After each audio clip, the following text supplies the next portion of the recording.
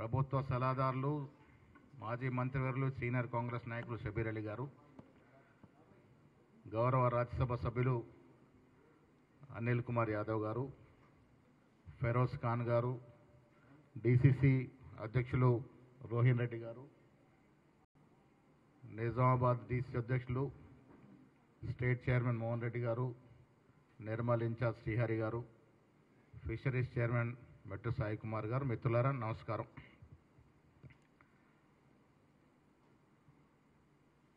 నిన్న వరంగల్లో జరిగిన బహిరంగ సభలో ప్రజల చేత తిరస్కరించబడి ఫామ్ హౌస్లో కూర్చోబెట్టబడి ప్రభుత్వ జీతం పొందుతూ ఒకరోజు కూడా ప్రజల గురించి ఆలోచించని మాజీ ముఖ్యమంత్రి కేసీఆర్ గారు మాట్లాడిన తీరుని, ఆయన బీజేపీ పార్టీని వెనుకొచ్చిన తీరుని, వెనకేసి వచ్చిన తీరుని తీవ్రంగా విమర్శిస్తూ ఉన్నాం, ఖండిస్తూ ఉన్నాం. నిన్న వరంగల్లో జరిగిన మీటింగ్ విస్కీ బాటిళ్ల మీటింగ్. అది నాకెవరో మిత్రులు చెప్తా ఉన్నారు, పొద్దున్న లేస్తే జనానికన్నా ఎక్కువ విస్కీ బాటిల్లే ఉన్నాయి అక్కడ అని. మహిళలు కనబడలే నిన్న మీటింగ్లో. కారణం విస్కీ బ్రాందీకి వాళ్ళు లోకలే కాబట్టి మహిళలు ఎవరు రాకుండానే మీటింగ్ జరుపుకున్నటువంటి సందర్భం. నేను మీ ద్వారా కేసీఆర్ గారికి, బీఆర్ఎస్ పార్టీకి ఛాలెంజ్ విసురుతా ఉన్నాను. సమయం మీదే, వేదిక మీదే. మీరు ఎప్పుడంటే అప్పుడు చర్చకు సిద్ధం. మీరు 10 సంవత్సరాలుగా తెలంగాణ రాష్ట్రానికి ముఖ్యమంత్రిగా చేసిందేమిటి, మేము 15 మాసాలుగా మా ముఖ్యమంత్రి రేవంత్ రెడ్డి గారు తెలంగాణకు చేసిందేమిటో చర్చించుకుందాం. వేదిక మీరే నిర్ణయించండి. ఫామ్ హౌస్కి వెళ్ళి బయటకు వచ్చి ఎప్పుడు అంటే అప్పుడు వేదిక మేము వస్తాం, మీరు రండి, చర్చించుకుందాం.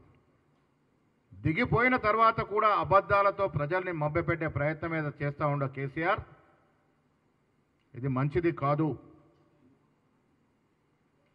దేశ చరిత్రలో ఒక రాజకీయ కుటుంబం అత్యంత తక్కువ సమయంలో అత్యంత ఎక్కువ ప్రజాధనాన్ని దోచుకున్న కుటుంబం ఈ దేశంలో ఏదైనా ఉంది అంటే అది కేసీఆర్ కుటుంబము. ప్రాజెక్టుల పేరిట, భూముల పేరిట ప్రజల సొత్తుని దోచుకోవడమే కాకుండా ఈ రాష్ట్రాన్ని అప్పుల పాలు చేసి, ఒక దూరదృష్టి లేకుండా, ఒక విజన్ లేకుండా, ఒక ఆలోచన లేకుండా ఇబ్బడి ముబ్బడిగా అప్పులు తెచ్చి ఈ రాష్ట్రాన్ని అప్పులో కూర్చోబెట్టి పలాయనం చిత్తగించిన మనిషి ఇవాళ కాంగ్రెస్ పార్టీ గురించి మాట్లాడుతూ ఉన్నారు. తెలంగాణ మళ్ళీ ఎప్పుడు కూడా బాగోకుండా అంత పాతాల్లోనికి దిగజార్చినటువంటి కేసీఆర్ ఎప్పటికీ తెలంగాణ రాష్ట్రానికి విలన్గానే మిగిలిపోతాడు. రానున్న తరం, యువతరం ఎప్పుడు నేను క్షమించదు. కాంగ్రెస్ పార్టీని విలన్ అంటా ఉన్నాడు. దేశం కోసం సర్వం త్యాగం చేసిన గాంధీ కుటుంబం గురించి మాట్లాడుతూ ఉన్నాడు. నీ లెక్కేమిటి, నీ స్థాయి ఏమిటి, గాంధీ కుటుంబం స్థాయి ఏమిటి? దొంగ పాస్పోర్ట్లు సృష్టించి చాలామందిని మోసం చేసి దొంగ పాస్తో ఫారెన్ పంపించినటువంటి చరిత్ర కేసీఆర్ గారిది అనేది మర్చిపోకుండా ఉండేందుకు నేను మళ్ళీ వాళ్ళు గుర్తు చేస్తూ ఉన్నాను. ఆనాడు కాంగ్రెస్ హయాంలో దొంగ పాస్పోర్ట్ సృష్టించి మ్యాన్ పవర్ బిజినెస్ చేసిన కేసీఆర్ ఇవాళ కాంగ్రెస్ వల్లే కదా తెలంగాణ వస్తే నువ్వు ముఖ్యమంత్రి అయినావు. నీ కొడుక్కి, కూతురికి, అల్లుడికి అంబాసిడర్ కారులో పెట్రోల్ డీజిల్ పోసుకునే కూడా డబ్బు లేనటువంటి పరిస్థితి నుంచి వీళ్ళు ఒక్కొక్కరు 10 ఇంపోర్టెడ్ కార్లు మెయింటైన్ చేసే స్థాయికి వచ్చింది కాంగ్రెస్ వల్ల కాదా? అందుకు కాంగ్రెస్ విలనా? తెలంగాణ ఇచ్చినందుకు కాంగ్రెస్ విలన్ అవుతుందా? తెలంగాణ సాకారం చేసినందుకు కాంగ్రెస్ విలన్గా నిలబడాలా? ఇచ్చిన మాట ప్రకారం ఇవాళ ఒక సంవత్సరం లోపల 60,000 ఉద్యోగాలు ఇచ్చినందుకు కాంగ్రెస్ విలన్గా చూపాలా? అరే నిజమైన విలను మీరు. కారణం మీరిచ్చి ప్రజలకు ఇచ్చి వాగ్దానాలు ఇచ్చి మోసం చేసిన చిట్టా చదువుతాను నేను. ఒక కుటుంబానికి ఒక ఉద్యోగం అన్నావు, మోసం. ప్రతి కుటుంబానికి 2 బెడ్ ఇల్లు ఇస్తామన్నావు, అబద్ధం. ప్రతి దళిత కుటుంబానికి 3 ఎకరాల భూమి ఇస్తానన్నావు, ద్రోహం. ప్రతి కేజీ నుంచి పీజీ వరకు ఉచిత విద్య ఇస్తానని మోసం చేశావు. ప్రతి ఇంటికి తాగునీరు ఇస్తా అన్నావు. మిషన్ భగీరథ పేరట 25,000 కోట్లు దండుకున్నావు. 15,000 కోట్లకే కంప్లీట్ కావాల్సినటువంటి మిషన్ భగీరథ 48,000 కోట్లకి ఎందుకు ఎగబాకింది? ఆ ఎగబాకిన సొమ్ము ఎవడు తిన్నాడు? కేసీఆర్ కుటుంబం తినలేదా? 1,000 కోట్లు కాళేశ్వరం పేరు మీద 1,00,000 కోట్లు 1,25,000 కోట్లు గోదావరి నదిలో పోసి 1,000 కోట్లు దండుకున్న మాట వాస్తవం కాదా? ఇలా కాళేశ్వరం కూలిపోలేదా? కాళేశ్వరం ప్రాజెక్టుగా మిగిలిపోలేదా? ఎవరి నిర్వాకం వల్ల? నీ చాతకానితనం వల్ల, నీ పరిపాలన దక్షత లేక వల్ల ఇలా రాష్ట్రం అప్పుల పాలవడమే కాకుండా ఇలాంటి ప్రాజెక్టులన్నీ కూడా పనికి రాకుండా పోయినటువంటి సందర్భం ఇవాళ ప్రజలు తెలుసుకోవాల్సిన అవసరం ఉంది. కేసీఆర్ పాపం మర్చిపోయినారేమో, ప్రజలు ఇంత తొందరగా మర్చిపోతారున్న దుర్పాలన, దరిద్ర పాలన ప్రజలు మర్చిపోయారని అనుకొని మాట్లాడుతూ ఉన్నారేమో. నేను మళ్ళీ ప్రజల కోసం గుర్తు చేస్తూ ఉన్నాను. ఆదివాసీలు ముస్లింలకు రిజర్వేషన్ పెంచుతామన్నావు, ఇదొక పెద్ద ఫ్రాడ్. దళిత బంధు ఎన్ని కుటుంబాలకు ఇచ్చావు? మిగతా కుటుంబాలకు ద్రోహం చేయలేదా? బీసీ బంధు అసలు టేకాఫే కాలేదు, ఇదొక మోసం కాదా? ఇస్తాంబుల్ నగరాన్ని ఓల్డ్ సిటీ నుంచి తీస్తానన్నావు, ఎంత పచ్చి మోసమయ్యేది? ఎక్కడ చేయగలను? ఇస్తాంబుల్ కరీంనగర్ని లండన్ చేస్తానన్నాడు, నిజామాబాద్ని డల్లాస్ చేస్తానన్నాడు, పచ్చి మోసం కాదా? ప్రజలు మర్చిపోయినారా? దళిత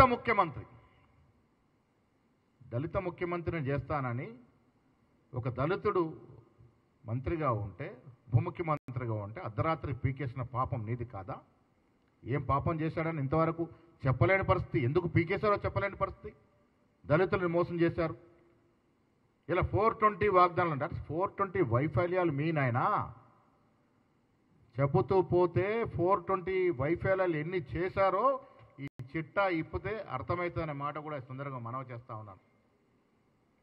ఇవాళ మేం చెప్పేది కాదు, నేషనల్ డ్యామ్ సేఫ్టీ అథారిటీ వాళ్ళు చెప్తా ఉన్నారు.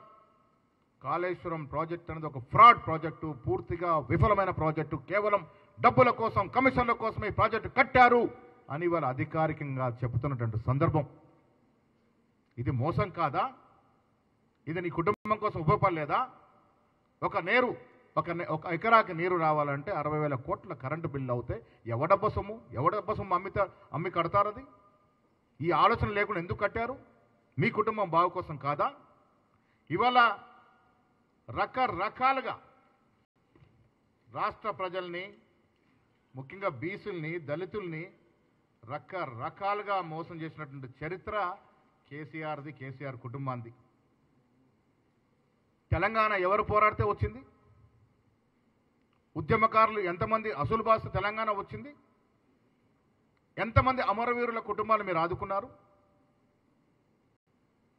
ఒక్కొక్కడికను ఉద్యోగం ఇచ్చినారా? ప్రభుత్వం రాగానే మీకు ముఖ్యమంత్రి పదవి, మీ కొడుకు మంత్రి పదవి, మీ కూతురికి ఎంపీ పదవి, మీ మేనల్లుడికి మంత్రి పదవి, మీ తోరళ్ళు కొడుకు ఎంపీ పదవి, మీ కూతురు ఎంపీ ఓడిపోతే ఎమ్మెల్సీ పదవి, ఇవి ఇవ్వచ్చు. కానీ తెలంగాణ కోసం ప్రాణాలు ఇచ్చినట్టు కుటుంబంలో ఎవరికి కూడా ఉద్యోగం, ఒక మంత్రి పదవి, ఒక ఎమ్మెల్యే పదవి, ఒక ఎమ్మెల్సీ పదవి ఇచ్చిన పాపన పోయినావా? గజ్జ కట్టిన గద్దర్ని ఏ రకంగా అవమానించినావు? అలాంటి కళాకారులు ఎంతమందిని అవమానించినావు? తెలంగాణ జాతీయ గీత పాడినటువంటి మహాకవిని ఏ రకంగా అవమానించినావు? ఆ తప్పులు మేము సరిదిద్దాం. ఇలా గద్దర్ పేరిట అవార్డు ఇస్తా ఉన్నాం. మహాకవి రాసిన పాటని తెలంగాణ రాష్ట్ర గేయంగా చెప్పగలిగినాం. మీకు మాకు పొంతనెక్కడయ్యా? తెలంగాణని అన్ని రకాలుగా నాశనం పట్టించి ఇవాళ తెలంగాణ గురించి మాట్లాడుతూ ఉన్నాడు. టీఆర్ఎస్ పార్టీని బీఆర్ఎస్గా మాట్లాడు. తెలంగాణ పదాన్ని తీసేసినటువంటి గనుడు ఇలా జన్మభూమి గుర్తొచ్చిందట ఆయనకి. జన్మభూమి మీద ప్రేమ ఉన్నాడు తెలంగాణ రాష్ట్ర సమితిని పీకేసి ఎవరన్నా భారత రాష్ట్ర సమితి పెట్టుకుంటాడా? ఇలా జన్మభూమి ఎట్లా గుర్తొచ్చింది? మీలాంటి మిత్రులు ఫోన్లో కూడా మాట్లాడుకున్న స్వేచ్ఛ లేదు ఆ రోజు. మా ఫోన్లోనే ట్యాపింగ్లో ఉన్నాయి. ట్యాపింగ్ మహాగణుడు ప్రభాకర్ రావు అమెరికాలో ఉంటే దాని గురించి మాట్లాడలే. వరంగల్లో చేసిన మోసాల గురించి ఎక్కడ మాట్లాడలే.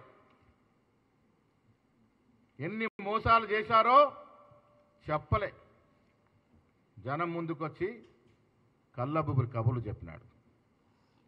2 BHK 2 బెడ్రూమ్ల స్కీమ్ ఎంత గరాణా మోసమో తెలంగాణ ప్రజలకు తెలియదా? ఎన్ని బెడ్రూమ్లు కట్టించినావు నువ్వు? ఇలా కళ మేము సాకారం చేస్తూ ఉన్నాం. ఇందిరమ్మ ఇల్లు మొదటి సంవత్సరంలో 4.5 లక్షల ఇల్లు ఇస్తూ ఉన్నాం. ఇది మా ఘనత. నీ మోసాన్ని మీరు ప్రజలకు ఇచ్చిన వాగ్దానాన్ని మోసం చేస్తే మేము దాన్ని ఎలా పూరిస్తున్నటువంటి సందర్భం. 10 సంవత్సరాల్లో నువ్వు ఇచ్చిన రుణమాఫీ ఎంత? 1,00,000 చొప్పున 30,000 కోట్లు దాటలే. రా చర్చకు సిద్ధం. మేము 15 మాసాల్లో ఎంత రుణమాఫీ చేశామో 15 మాసాల్లో 21,000 కోట్లు ఇస్తే నువ్వు 10 సంవత్సరాల్లో 30,000 కోట్లు దాటలేని రుణమాఫీ. నువ్వు ఎలా రుణమాఫీ గురించి మాట్లాడుతూ ఉన్నావు? తెలంగాణ వచ్చింది నియామక కోసం. ఎన్ని నియామకాలు చేశారు మీరు? సోయి లేదా అప్పుడు? ఉద్యోగాలు ఇవ్వాలి, ఉద్యోగాల కోసం తెలంగాణ తెచ్చుకున్న సోయి ఎందుకు లేకుండా పోయింది?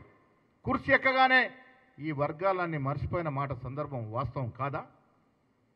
కుర్చీ ఎక్కే ముందు నువ్వు మాట్లాడిన మాటలన్నీ దళితుల గురించి మాట్లాడినావు, బీసీల గురించి మాట్లాడినావు, లంబాల గురించి మాట్లాడినావు, ముస్లిం గురించి మాట్లాడినావు.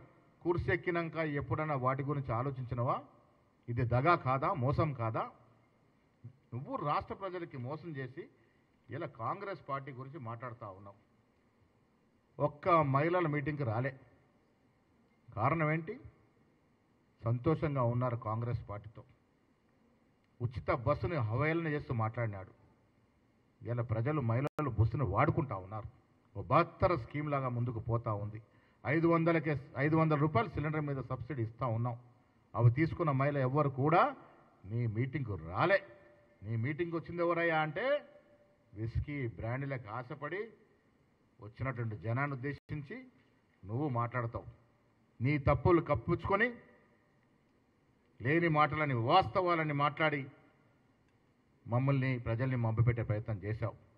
నీ హయాంలో విద్య వైద్యం అడుగంటిపోయినటువంటి వాస్తవం కాదా? కొన్ని ప్రైవేట్ ఆసుపత్రులకి నువ్వు వెసులుబాటు ఇచ్చి వాళ్ళు పెరిగే విధంగా దోహదపడినటువంటి మాట వాస్తవం కాదా? కోవిడ్ సమయంలో హాస్పిటల్ దోచుకున్న తీరు తెలంగాణ ప్రజలు మర్చిపోలే. ప్రైమరీ హెల్త్ సెంటర్ నుంచి నిమ్స్ వరకు నువ్వు సంకనాకిపిస్తే మేము ఇలా దాన్ని ప్రక్షాళన చేసి బలోపేతం చేసినట్టు సందర్భం ప్రజలు గుర్తిస్తూ ఉన్నారు. విద్యను మొత్తం అడగంటిచ్చే పరిస్థితి తీసుకొచ్చినావు. యంగ్ ఇండియా స్కూల్ పేరిట ఇలా మేము విద్యని మళ్ళీ పూర్వ వైభవం తీసుకొచ్చే ప్రయత్నం చేస్తూ ఉన్నాం. ఇలా చెబుతూ పోతే నీ హయాంలో ఎవరు బాగుపడ్డారు? ఒక్కసారి చర్చకు సిద్ధమా? ప్రైవేట్ వ్యక్తులు, బడా వ్యాపారస్తులు, పెద్ద పెద్ద కంపెనీలు, పెద్ద పెద్ద బిల్డర్స్ తప్ప సామాన్యుడి గురించి ఎప్పుడైనా ఆలోచించినావా? కాంగ్రెస్ ప్రభుత్వం వచ్చిన తర్వాత సంక్షేమ హాస్టళ్ల కోసం ఆహారం, కాస్మెటిక్స్, యూనిఫామ్, సబ్బు, టూత్ బ్రష్ ఇవన్నిటి కూడా రెట్టింపు చేయడమే కాకుండా మెస్ ఛార్జీలు 40% పెంచిన ఘనత కాంగ్రెస్ పార్టీది. 10 సంవత్సరాలు ఈ బీద పిల్లల గురించి ఒక్క రోజైనా ఒక్క క్షణమైన ఆలోచించిన పాపాన పోయినవా కేసీఆర్ గారు? ఇవాళ మీరు మీ నిర్వాహకం గురించి మాట్లాడుతూ ఉన్నారు. సన్న బియ్యాలు నేనేదో గొప్పగా చెప్తున్నాడు. ఇప్పుడు వరి వండింది తెలంగాణలో అని. అరే లెక్కలు తీసుకొని మాట్లాడు నాయనా. దేశ చరిత్రలో మొట్టమొదటిసారి ఈ సంవత్సరం వరి సాగులో దేశంలోనే మిన్నగా ఉంది తెలంగాణ. దానికి కారణం 500 రూపాయలు బోనస్గా ఇచ్చి వరిని ప్రోత్సహిస్తే ఇలా వరి ఆ స్థాయికి చేరింది. నీ హయాంలో కల్లాల మీద, వడ్ల కుప్పల మీద పడి చనిపోయినటువంటి సందర్భాలు ఇంకా తెలంగాణ రైతులు మర్చిపోలేదు కేసీఆర్ గారు. ఆనాడు తెలంగాణ రాష్ట్రం యావత్ దేశంలో 2వ స్థానంలో ఉండింది ఆత్మహత్యల్లో, రైతు ఆత్మహత్యల్లో. సగటున రోజుకి 2 రైతులు, 1 నిరుద్యోగి ఆత్మహత్య చేసుకున్నటువంటి ఘనత నీ హయాంలో తెలంగాణలో నడిచింది. 10 ఏళ్ళు నడిచింది. అది మర్చిపోయి మాట్లాడుతూ ఉన్నావు ఇవాళ. నీ కాన్వాయ్ల మీద ఎన్ని కోట్లు ఖర్చు పెట్టినావు? నలుగురుండే ప్రగతి భవన్ కట్టుకుని ఎన్ని కోట్లు ప్రజాధనాన్ని దుర్వినియోగం చేశావు? నీ ఫామ్ హౌస్కు నీళ్లు మళ్లించుకొని, నీ ఫామ్ హౌస్కు రోడ్లు వేయించుకొని ఎంత ప్రజల యొక్క సొమ్ముని దుర్వినియోగం చేశావు? ఇది తెలంగాణ ప్రజలకు తెలవాలి. ప్రజలందరికీ తెలుసుకొని ప్రజలు తెలవని ప్రజలు ఇలా తెలుసుకోవాల్సిన అవసరం ఉందనే మాట కూడా నేను సందర్భంగా మనవి చేస్తా ఉన్నాను. ప్రజల సొత్తుని, ప్రజల సొమ్ముని నీళ్ల కంటే కూడా అద్మానంగా వాడిన నువ్వు ఇలా తెలంగాణ గురించి మాట్లాడితే ప్రజలు సహించుకోరు. బీసీల గురించి మాట్లాడవు, ఎస్సీల గురించి మాట్లాడి ఏం నిర్వాకం చేశావు? ఇలా కాంగ్రెస్ పార్టీ రాహుల్ గాంధీ ఆలోచన మేరకు ఈ రాష్ట్రంలో కుల సర్వే చేసి ఎవరు ఎంత జనాభా ఉందో చెప్పగలిగినటువంటి ధైర్యము, సాహసము చేసింది కాంగ్రెస్ ప్రభుత్వం, రాష్ట్ర ముఖ్యమంత్రి రేవంత్ రెడ్డి గారు. నువ్వు డబ్బు వృధా చేసి సకల జనుల సర్వే చేసి దాన్ని మడతపెట్టి నువ్వు నీ కొడుకు జేబులో పెట్టుకున్నారు. ఎవడి కోసం చేసావు సర్వే? అది ఎవడి సొమ్ముతో చేశావు? ప్రజల సొమ్ముతో చేసి మడతపెట్టి నీ పాకెట్లో పెట్టుకున్నటువంటి నీ తీరు ప్రజలు గ్రహించలేదా? ఇవాళ కూలర్ సర్వే చేశాం, 42% రిజర్వేషన్ ఇచ్చాం. దాని గురించి మాట్లాడలేయాలని వరంగల్ సభలో ఆ ఊసే ఎత్తలే మీరు. దళిత కోట క్లాసిఫికేషన్, సబ్ క్లాసిఫికేషన్ ఎవరు చేశారు? సుప్రీంకోర్టులో జడ్జిమెంట్ వచ్చిన రోజే ప్రజలకు ఇచ్చిన వాగ్దానం, దాని తర్వాత ఇంప్లిమెంట్ చేసిన విధానం కాంగ్రెస్ పార్టీ నైజం అనే మాట కూడా ఈ సందర్భంగా మనవి చేస్తా ఉన్నాను. నిన్న మీటింగ్లో చూసాం, చిలక నీకు తోడు ఎవరనే మాదిరిగా పాపం కవిత ప్రజల్లో బజగోవింద్ అనే మాదిరిగా హరీష్ రావు ఇద్దరు ముఖాలు వాడిపోయి ఉన్నారు. కారణం మీద అయ్యా కొడుకుల ఫోటోనే పెట్టుకున్నారు పాపం. వీళ్ళు ప్రజలు మర్చిపో, ఉద్యమకారులు మర్చిపో, కానీ కుటుంబంలో వీరిని కూడా గుర్తించలేని పరిస్థితి. నీకు వాళ్ళు కూడా సేవ చేశారు కదా. కేటీఆర్ కన్నా ముందు హరీష్ రావు నీతో ఉన్నాడు కదా. ఎవరి కోసం మీటింగ్ పెట్టారు? ఎవరి నిర్వాహకం కోసం, ఎవరి ప్రాబల్యం కోసం? ఇంకా కుటుంబ తపన తప్ప ప్రజల గోడు పట్టనే పట్టదు. ప్రజల గోడ పట్టే నాయకుడు అయితే ఫామ్ హౌస్ నుంచి బయటకు వచ్చి ప్రజల్ని ఎప్పుడన్నా మంచి చెట్లు అడిగిన పాపన పోతా ఉన్నాడా? ఇలా మేము ఫ్యూచర్ సిటీ కడితే నీ కడుపు మంట, RRR రింగ్ కడితే నీ కడుపు మంట. నువ్వు హరీష్ రావు, కిషన్ రెడ్డితో మిలాఖతై వీడికి నిధులు ఆపుతారు. రాష్ట్ర ప్రజలకు తెలియంది కాదు చంద్రశేఖరరావు, కిషన్ రెడ్డి మైత్రి, వారి దోస్తానా తెలియంది కాదు. ఇరువురు కలుసుకొని రాష్ట్రానికి రావాల్సిన ప్రాజెక్టులకు మొంటికాలు వేస్తూ ఉన్నారు. వీరు తెలంగాణ గురించి మాట్లాడుతూ ఉన్నారు, కాంగ్రెస్ పార్టీని విలన్ అంటూ ఉన్నారు. ఎక్కడ విలనో, ఎవరు విలనో ప్రజలకు తెలియాల్సిన సమయం దగ్గరికి వచ్చిందనే మాట కూడా నేను ఈ సందర్భంగా మనవి చేస్తూ ఉన్నాను. మేము తెలంగాణ రైజింగ్, కేసీఆర్ గారు మీరు వినాల్సింది, తెలుసుకోవాల్సింది, 15 మాసాల క్రితం అధికారంలోకి వచ్చిన కాంగ్రెస్ పార్టీ ఇవాళ తెలంగాణ రైజింగ్, దళిత రైజింగ్, రైతు రైజింగ్, యువ రైజింగ్, బీసీ రైజింగ్, మహిళా రైజింగ్, హైదరాబాద్ రైజింగ్ కోసం పనిచేస్తున్నది. 10 సంవత్సరాల కుటుంబ రైజింగ్ ప్రోగ్రాం నుండి ఈ అన్ని విధాలుగా రైజింగ్ అవుతా ఉంది. నీ పాలనలో కేసీఆర్ రైజింగ్, కేటీఆర్ రైజింగ్, కవిత రైజింగ్, హరీష్ రావు రైజింగ్ తప్ప ఇంకెవడు రైజ్ కాలే. బీదవాడికి అవకాశమే రాలే. ఈ కుటుంబాలు రైజ్ అయ్యాయి కాబట్టి ఇవాళ ఒక్కొక్కడు 10 ఇంపోర్టెడ్ కార్లు, 4 ఫామ్ హౌజులు. జనవాడలో ఉన్న ఫామ్ హౌజులు ఎవరి అండి? నేను ప్రజలను అడుగుతా ఉన్నా, తెలుసుకోవాల్సిన అవసరం ఉన్నది. జనవాడ ఉన్న ఫామ్ హౌజులు ఎవరి? జనవాడలో ఉన్న అధిక భూములు ఎవరివి? ఒక్కసారి లెక్కలు తీసుకోవాల్సిన అవసరం ఉన్నది. మీ ఫామ్ హౌజుల కోసం జీవోలు మార్చినట్టు సందర్భం, మీ ఫామ్ హౌజుల కోసం నాలాలు మార్చినట్టు సందర్భం, మీ ఫామ్ హౌజుల కోసం రిజిస్ట్రేషన్ల కోసం అమాయకులు తన్నించి బయటకు పంపించినట్టు నైజం. ఇవన్నీ మర్చిపోయారనుకుని మీరు మాట్లాడుతూ ఉన్నారు. వరంగల్ సభ జనం కొంత వచ్చిండొచ్చు, కానీ మీరు మాట్లాడే దాంట్లో పసలేదు. దాని కారణం మీ కాలం చెల్లింది. కేసీఆర్కి ఇంకా ఈ రాష్ట్రంలో ప్రజలు ఆదరిస్తారంటే అది కల్లా. మీకు పర్మనెంట్గా ఫామ్ హౌస్కే పరిమితం కావాలని వీళ్ళ ప్రజలు కోరుకుంటా ఉన్నారు. కారణం మీలాంటి వాళ్ళు మళ్ళీ వస్తే ఈ రాష్ట్రం దివాలా కాదు కదా, ఒక సొమాలియా లాగే మారిపోయే అవకాశం ఉంటుంది. ఆ రకంగా దోసుకున్నటువంటి కుటుంబం కేసీఆర్ కుటుంబం. ఒక రంగం కాదు, అన్ని రంగాల్లో ప్రజల సొత్తుని, ప్రభుత్వ సొత్తుని దోసుకున్నటువంటి కేసీఆర్ కుటుంబాన్ని మళ్ళీ ప్రజలు ఆదరిస్తారని మేము అనుకోవట్లేదు, ఆదరించే అవకాశం ఉండదు. నిన్న బీజేపీ పార్టీ గురించి ఒక ముక్క కూడా మాట్లాడలేని పరిస్థితి. కారణం వీళ్ళ దోస్తి. వాళ్ళకి కావాల్సింది ఇలా కాంగ్రెస్ పార్టీ ప్రజలతో చొచ్చుకపోతూ ఉంది. ముఖ్యమంత్రి మంత్రివర్గం పనులు చేస్తూ ఉన్నారు. ఏ రంగమన తీసుకోండి, ప్రజలకు జవాబుదారీగా పనులు జరుగుతూ ఉన్నాయి. కాబట్టి ఆపాలన్నప్పుడు బీజేపీ సహకారం కావాలి. లోపాయికారు ఒప్పందం ఈ నాయకులు గాంధీ కుటుంబం గురించి మాట్లాడడం ప్రజలు క్షమించరు అనే మాట చెప్తా ఉన్నాను.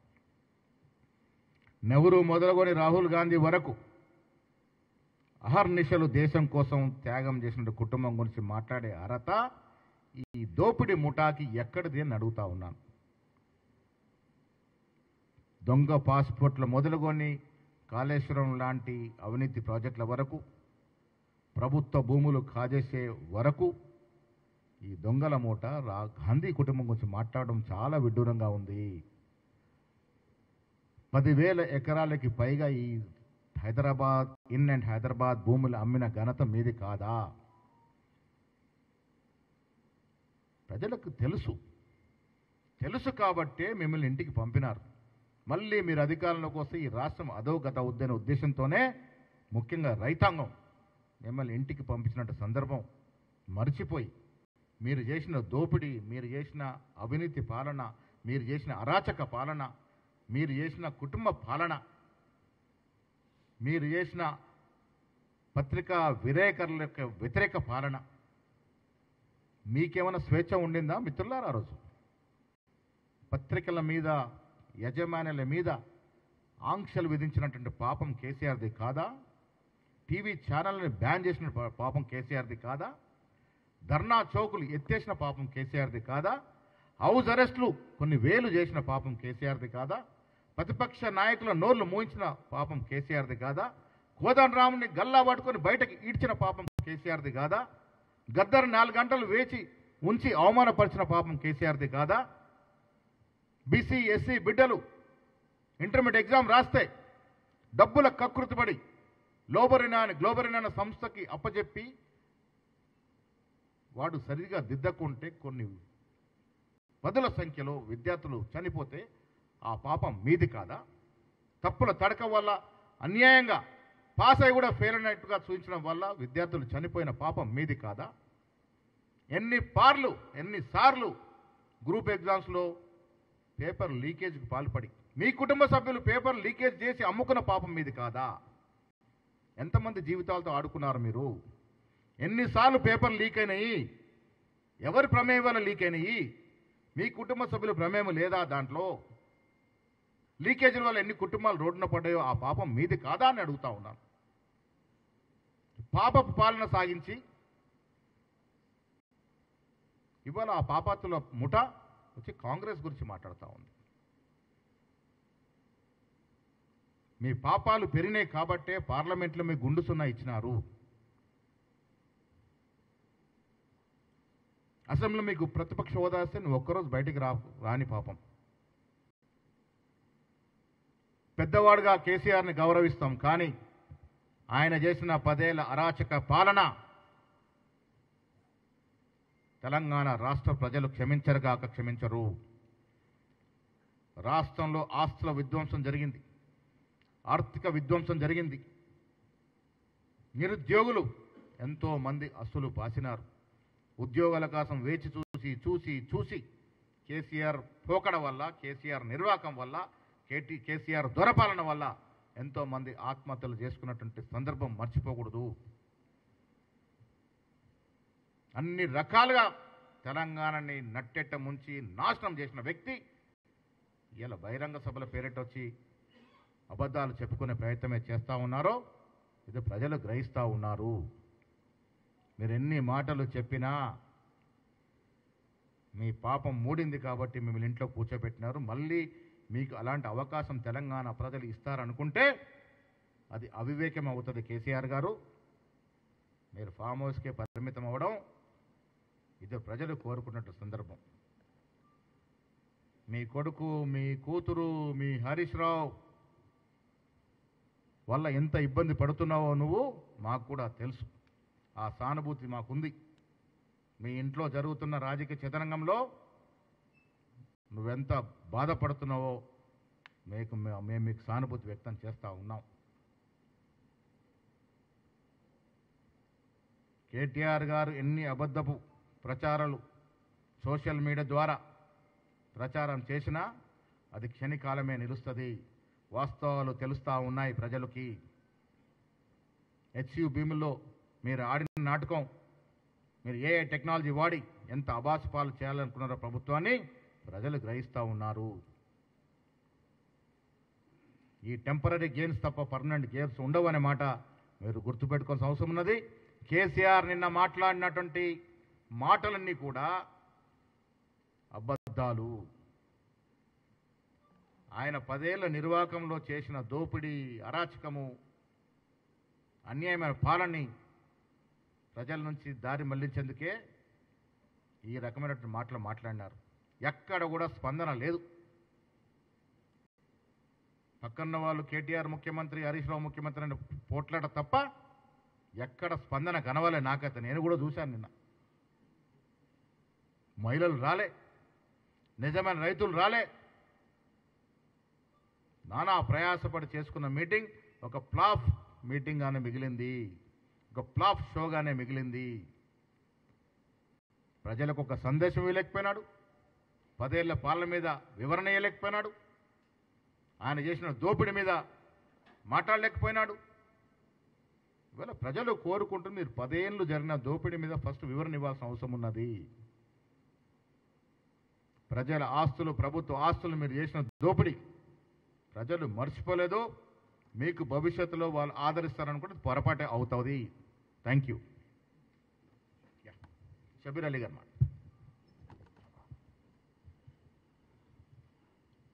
థ్యాంక్ యూ పిసిసి అధ్యక్షులు మహేష్ కుమార్ గౌడ్ గారికి మరియు print media and electronic media. నిన్న జరిగిన బీఆర్ఎస్ అధ్యక్షుడు కె చంద్రశేఖరరావు గారి నాయకత్వంలో జరిగిన సభ సిల్వర్ జూబ్లీ ఫ్లాప్ షో. ఎందుకంటే 25 సంవత్సరాలు అంటే సినిమా వాళ్ళు చేసుకుంటున్నారు 25th 50 సంవత్సరాలు 25 సంవత్సరాలని. అది silver Jubilee show, flop show. ఇప్పుడే ప్రెసిడెంట్ గారు చెప్పినారు, నిన్న కేసీఆర్ గారు దాదాపు 50-52 నిమిషాలు మాట్లాడినారు. ఒక్కటి కూడా దాంట్లో నిజం లేదు. పిసిసి ప్రెసిడెంట్ గారు డైరెక్ట్గా ఛాలెంజ్ చేస్తున్నారు, బాబు నీ మేనిఫెస్టో ఇగో 2014 మేనిఫెస్టోలో నువ్వు 75 వాగ్దానాలు చేసినావు. ఇది 14లో అప్పుడు అధికారం రాలేదు, అరే చెప్పిండ్రా బాబు అనొచ్చు. దాని తర్వాత 2018లో అప్పుడు 32 మళ్ళీ వాగ్దానాలు చేసిండు. ఈ వాగ్దానాల గురించి మా వాగ్దానాలు మేము ఇచ్చిన దాని మీద కూడా ఈ 15 నెలలో మేమేం చేసినాము దాని మీద క్లారిటీగా అధ్యక్షులు గారు ఛాలెంజ్ చేశారు. కాబట్టి ఆయన చేస్తే కాంగ్రెస్ పార్టీ చేసింది, కాంగ్రెస్ పార్టీ రెడీ ఉంది. ఎక్కడ ఏ ప్లేస్లో ఎక్కడికి రమ్మంటే నీ ఫామ్ హౌస్కి రమ్మన్నా ఫామ్ హౌస్లో వచ్చి కూడా మీడియా ముందుగా లైవ్ పెట్టేసి దానికి ఛాలెంజ్కి యాక్సెప్ట్ చేస్తాం. నీ క్వశ్చన్ నీ మేనిఫెస్టో మా మేనిఫెస్టో దాని మీద మనం డిస్కస్ చేద్దాం. దాంతో సహా నిన్న మాట్లాడినప్పుడు గాంధీ ఫ్యామిలీ గురించి మాట్లాడే హక్కు నీకు లేదు కేసీఆర్. ఒకసారి ఆకాశం మీద ఊమితే ఆ ఊము మన మీదనే పడుతుంది. నువ్వు మర్చిపోకు.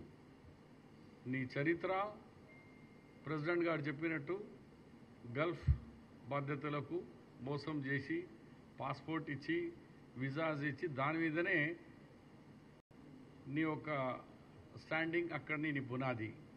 వాళ్ళు త్యాగమూర్తులు. త్యాగాలు చేసిన గాంధీ కుటుంబానికి తాగుబోతు కుటుంబానికి కలుస్తుందా ఎక్కడన్నా కేసీఆర్? మరి నాకు మంచి జ్ఞాపకం ఉంది. 2016లో నేను లీడర్ ఆఫ్ ది అపోజిషన్ ఉన్నప్పుడు కౌన్సిల్లో అడిగినా, అసలు తెలంగాణ గురించి మీరే చెప్పుకుంటారు, మరి సోనియా గాంధీ పాత్ర విషయంలో మీరు చెప్తున్నారంటే స్పీకర్ గారికి చెప్పి కౌన్సిల్ చైర్మన్ గారు ఆన్ రికార్డుగా నేను చెప్తున్నా, సోనియా గాంధీ గారు ఈ తెలంగాణ తల్లి. తెలంగాణ ఉన్నంత దినాలు తెలంగాణ 3,50,00,000 జనాల గుండెలో ఎప్పటికీ ఒక తల్లిగా గౌరవంగా ఆమె చిరస్థాయిలో ఉంటుంది. ఇది కేసీఆర్ కాదు, నేను ముఖ్యమంత్రిగా నేను ఈ కౌన్సిల్లో ప్రకటన చేస్తా అన్నాం. మరి ఏమైంది అని బుద్ధి? కౌన్సిల్లో అట్లా మాట్లాడతావు. తెలంగాణ ఇయ్యంగానే అమ్మ దగ్గర పోయి నాకద్దు దళిత్ ముఖ్యమంత్రి అంటావు, కాలు మొక్కి మొత్తం కుటుంబం అంతా కాలు మొక్కి చెప్తావు, బయటికి వచ్చి చేస్తావు. మాకేమో షబీర్ భాయ్ అంటావు. షబీర్ భాయ్ తెలంగాణలో పాత్ర అని నా 18లో 6 ఎమ్మెల్సీని తీసుకొని నాది లీడర్ అవ్వదు అపోజిషన్ పోయింది. అక్కడ భట్టి గారు ఒక దళిత్ నాయకుడుకు సిఎల్పి లీడర్ కాంగ్రెస్ చేస్తే ఆయన మెజారిటీ 11 ఎమ్మెల్యేలకు నువ్వు పార్టీ ఫిరాయించి ఆయనను హోదాతో ఖాళీ. నువ్వు ఎక్కడైనా ఎస్సీ బీసీ మాట్లాడతావు? నీకు సిగ్గు శరం ఉందా? మేము లైవ్ విట్నెస్ అయ్యాం, బాధ్యతలమయ్యా. మాకు లీడర్ ఆఫ్ ది అపోజిషన్ తొలగించడం, ఆయనకు leader of the opposition assembly తొలగించడం, ఇవన్నీ మాట్లాడుకుంటే అందు గురించి ఎక్కువ సార్ చెప్పేసిన అన్ని విషయాలు మా అధ్యక్షులు, నేను ఎక్కువ మరీ చెప్పకుండా, మరి నీ కుటుంబంలో ఏమేమి జరిగింది అభివృద్ధిలో ఒక విషయం, మెట్రో రైల్ మర్చిపోయినారు మీరు. హైదరాబాద్ మెట్రో రైల్ అన్నారు. మేము ఎక్కడ వదిలినారో అదే 10 సంవత్సరాల తర్వాత వచ్చి అదే మెట్రో రైల్ మళ్ళీ ఇంప్లిమెంటు ఫలక్నుమా మళ్ళీ మొదలుపెట్టిన చరిత్ర కాంగ్రెస్ పార్టీ ఉంది. వరి అన్నావు, వరి వేస్తే ఉరి వేస్తాను నువ్వే చెప్పినావు. ఒకసారి రైతు సదస్సులో నాకే డైరెక్ట్గా టీవీలు ముందుట, ఏమై షబీరును అసలు దేశ నాయకుడు రాష్ట్ర నాయకుడు తెలియదు, కానీ ఇదే నాను నేర్పించేది రైతులకు. వరి కోసుకొని గడ్డి కాలబెట్టుకొని నా మీద వేస్తావా అన్నాడు. నేనన్నా దమ్ముంటే రా, నేను తప్పు చేస్తే నా పొలంలో నాకు ఉరియాయి, లేకుంటే ఎవరికి ఉరియాలో చెప్పు. అట్లా రైతుల కళ్ళాల మీద రేవంత్ రెడ్డి గారు, మహేష్ గౌడ్ గారు, మేము అందరం కలిసి ఎన్నిసార్లు పోయినామో ఇప్పుడు ఒక్క ఫోన్ వచ్చి రాలే మాకు. మా కళ్ళాలు మంచిగా నడుస్తున్నాయి, వారదాన్ తక్కువ లేదు, మాకు గన్ని బ్యాగ్ లేదు, ఏది లేదని ఒక ముచ్చటనే లేదు. ఇవాళ రైస్ మిల్స్ వాళ్ళు వచ్చి, సార్ మా రైస్ మిల్కు కొంచెం తక్కువ ఇస్తాను ఇవ్వమని. గత సంవత్సరం కంటే ముందు బతికిలాడుతుండే రైస్ మిల్లులకు, అరే ఒక 3 లారీలు తీసుకురా బాబు, నీ దండం పెడతారా అంటే, లేదన్నా స్థలమే లేదు మా దగ్గర అన్నారు. ఇప్పుడేమో మేమైనా ఇదేంటంటే అప్పుడు లేదన్నారు, ఇప్పుడు ఉన్నదంటే సన్న బియ్యం మీరే కొనేసి గోదాములు ఖాళీ అవుతున్నాయి కాబట్టి ఇప్పుడు మా దగ్గర రైస్ మిల్లో స్థలం ఉంది అంటే, నువ్వు కట్టిన ఏ ప్రాజెక్ట్ నీళ్ళు తీసుకోకుండానే మేము కట్టిన నాగార్జున, శ్రీశైలం, నిజాం కట్టిన నిజాం సాగర్, ఈ డ్యామ్లతోనే ఇలా ఇండియాలో హయ్యెస్ట్ క్రాప్ తీసిన ఘనత ఇలా తెలంగాణ రైతులది. కాంగ్రెస్ పార్టీ ఈ ఆదివారంలో జరిగేదానికి ఇవన్నీ కార్యక్రమాలు చేసినారు. మరీ ఎక్కువ చెప్పకుండా పిసిసి ప్రెసిడెంట్ గారు ఛాలెంజ్ చేసినారు. దమ్ముంటే కేసీఆర్ గారు పిసిసి ప్రెసిడెంట్ ఛాలెంజ్ యాక్సెప్ట్ చేయండి, దంగల్లో రండి. అక్కడ బోల్తే నా కుమే మే మేండక్ పుకారే చేసా, ఎప్పుడో సంవత్సరానికి ఒకసారి అమాస్కో పున్నంకు బయటికి వచ్చి మా మీద 2 రాళ్ళు వేసి, बारिश का सीजन आने से पहले मेंढक क्वाइंक क्वाइंक क्वाइंक बोलता, अट्ला क्वाइंक क्वाइंक बोल के तुम पुकार के गए थे, అందరు మా వాళ్ళు అంటారు ఏమో ఎంత ఇచ్చిర్రా బాబు అంటే అన్న 2 ప్యాకేజీలు ఉండే. Package 1 500 rupees and chicken biryani. Package 2 300 1 quarter liquor and 1 chicken biryani. ఏది కావాలో అది తీసుకోమని 2 ప్యాకేజీలో నడిచింది. మహేష్ గౌడ్ గారు మా అధ్యక్షులు కరెక్ట్ పాయింట్ చేస్తారు. ఒక్క మహిళ లేదు. ఎందుకు మహిళ లేదు? దాని కారణం వాళ్ళకి తెలుసు. మహిళలకు కాంగ్రెస్ పార్టీ సన్న బియ్యం వాళ్ళతో బస్తో సహా ఇవన్నీ కార్యక్రమం 200 ఎలక్ట్రిసిటీ సిలిండర్ ఇన్ని కార్యక్రమాలు చేసి నీ హయాంలో ఏం జరిగిందిరా బాబు? అందుగురించి ఇది ఫ్లాప్ షో. ఆ cinema flop, KCR drama flop. నీకు దమ్ముంటే నీకు పసా ఉంటే మా అధ్యక్షులు గారు ఇచ్చిన ఛాలెంజ్కి ముందుకు రా. ధన్యవాదాలు. Thank you.